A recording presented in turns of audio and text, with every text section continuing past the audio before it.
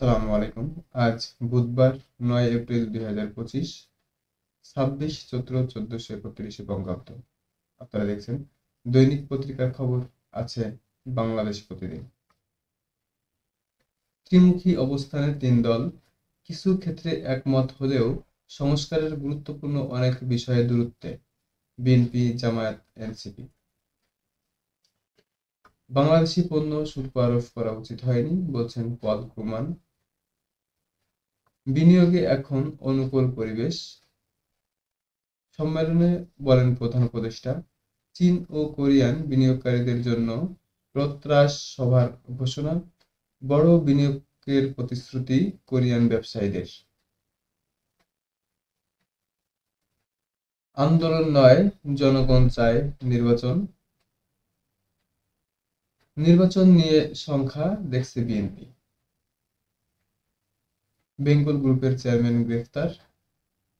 সাক্ষাৎকারে মির্জা আব্বাস বলেন, আওয়ামী লীগের সুবিধাভোগীরা প্রধান উপদেষ্টার আশপাশে। লুটপাটকারীদের শনাক্ত করতে বলল হেফাজত। জিরো টলারেন্সে সরকার, সন্ত্রাসী কর্মকাণ্ডে বন্ধে নির্দেশনা আইন শৃঙ্খলা রক্ষাকারী বাহিনীকে। যুক্তরাষ্ট্রের সঙ্গে বাণিজ্য ঘাটতি কমানোই লক্ষ্য। বিশেষ সুবিধা নিলেও সুবিধা দেয়নি যুক্তরাষ্ট্র। নতুন বাংলাদেশ গড়ার প্রত্যয় নিয়ে কাজ করছি, বলছেন পীর চরমনাই। সালাউদ্দিন আহমেদ বলেন, গণহত্যায় মদদ জোগাচ্ছে ইন্দো মার্কিন বাহিনী। ভাঙচুর, লুটপাটে গ্রেফতার অর্ধশতাধিক।